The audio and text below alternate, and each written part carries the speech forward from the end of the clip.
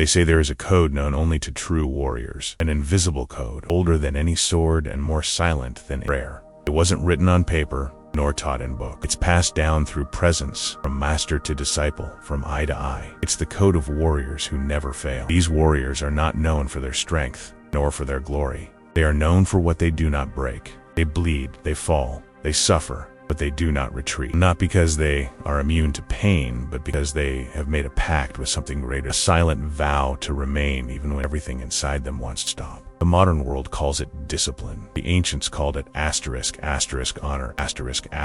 Honor was more than reputation. It was fidelity to one's own soul. It was the invisible thread that held a man whole when the world tried to tear him apart. But over time, the code was forgotten. Man began to seek comfort instead of clarity, pleasure instead of purpose. He began to trade his values like someone selling gold for bronze. And that is how inner strength, once sacred, became mere performance. But the code still exists, hidden in the ruins of time, in the stories of the samurai, in Zen scriptures, and in the scars of those who learn to resist in silence. He doesn't teach you how to win, he teaches you how to stay. Haru, a middle-aged warrior, had been raised under the weight of battles. He had spent his life fighting for a name, for a clan, for cause, but deep down, no longer knew why. When the last war ended, he returned home empty. His sword was clean, but his mind was stained with memory. For years, he tried to live like an ordinary man, but he couldn't. His body was present, his spirit absent. It was then that he heard of an old monk who lived isolated in the mountains and claimed to know the hidden code of warriors who never fail. Haru set off in search of this man. He took only his sword and silence with him. When he found him, the old man was sitting motionless before a waterfall. Haru waited for hours. When the monk finally opened his eyes, he said, "Why did you come?" "Because I want to understand what it means to never fail." The master smiled. "Then you'll need to learn what it means to never stop." In the days that followed, Haru awaited instructions, rituals, answers, but the old man only gave him mundane tasks, sweeping the floor, gathering firewood, observing the wind. None of them seemed worthy of a warrior, until one day, the monk took him to the top of the mountain, where a large rock stood motionless. "Look," he said, "what do you see? A stone. And what does she do?" "Nothing." "Exactly. And that's why it never fails." These words kept swirling in Haru's mind. How could nothingness be the secret of those who never fail? In the following days, the monk explained, "Man's mistake is thinking that winning is advancing. The true warrior neither advances nor retreats. He remains. The world moves around him, but he does not move around the world." That was the first lesson of the code. Constant motion destroys the center.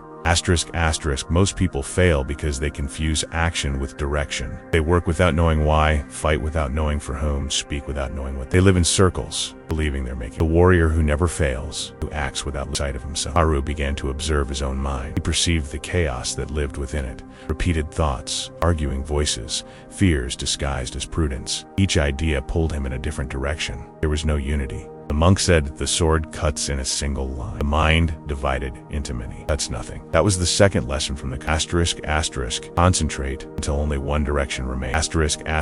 Concentration doesn't come from strength. It comes from emptying oneself. The modern warrior tries to fill himself with techniques, books, and strategies. The ancient warrior empties himself of everything that is useless. The monk gave Haru a task: to meditate beside the waterfall for 7 days, without moving, without sleeping, without giving up. On the first day, his body ached. On the second, his mind screamed. On the third, fear tried to convince him that he was wasting his time. On the fourth, boredom gnawed at him. On the fifth, his ego insulted him. But on the sixth day, something happened. He stopped fighting the thoughts. He let them come, he let them go.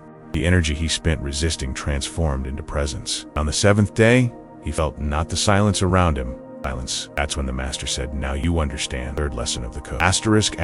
Control is not dominion. It's surrender. When you surrender to the moment obeys you. When you stop resisting pain, pain transforms into energy. When you let fear exist, it dissolves. The warrior who never fails is not the one who never makes mistakes. It's the one who never runs away. Haru spent months at the temple. He learned to train without haste, to act without ego, to serve without expecting anything in return. He realized that every gesture, holding the sword, cleaning the floor, lighting the fire, was part of the same ritual. The practice, prayer. Little by little, he began to understand the essence of the code. Perfection, not in never falling, but in not shattering when you fall. One day, the monk took him back to the waterfall. "Show me your sword," he said. Haru drew it, firm and precise. The master looked and asked, "What does it represent to you now?" Haru replied, "It used to be my weapon. Now, it's my reflection." The master nodded. "And what happens when the reflection breaks?" "I remain whole." The old man smiled. "So you've learned the fourth lesson. Invincibility isn't about toughness, about resilience. Iron that refuses to bend breaks. Mind that cannot accept failure collapse. But the spirit that bends without losing, that is indestructible." Time passed, and Haru became the guardian. He no longer spoke much. His presence was enough. Discipline had become as natural as silence had replaced. But one night, tragedy struck. A group of warriors invaded the temple in search of treasure. Haru tried to protect the monks, but he was surrounded. The fight was intense. One blow struck him in the shoulder, another in the leg, but he didn't stop. In the midst of the chaos, the sound of the bell echoed, same bell that had been ringing for centuries. Haru heard it and remembered the master's words. "When the world collapses, return to the sound." He breathed. His body bled, but his mind was serene. Every movement was a prayer. He wasn't fighting for victory, fighting for presence. When the battle ended, the temple was destroyed, but the sound of the bell still echoed. Haru fell to his knees and smiled. He finally understood the last lesson of the code. Practice is eternal when the practitioner disappears. The monks rebuilt the temple, and in its center they placed a plaque with words that summarized all of Haru's learning. Stay, even when the body fails, even when the mind doubts, even when the world falls apart. Stay. Because the hidden code of warriors who never fail is not in their gestures, it's in their silent perseverance in the face of the inevitable. The average man lives in pursuit of victory. The awakened warrior lives in pursuit of you. While the former tries to conquer the world, the latter tries not to lose self. And it is this difference that separates the strong from the is human.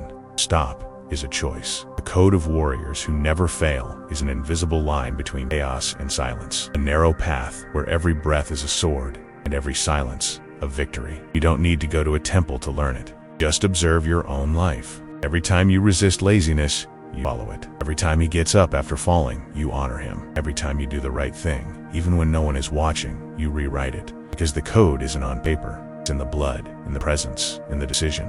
And if one day the world asks you how you fail, answer with a silent smile. Because those who carry the code don't need to explain. They simply live it. The warrior's strength lies in remaining pure on the inside, even when everything around turns to mud. The modern mind craves techniques, secrets, shortcuts. But true power doesn't come from anything new.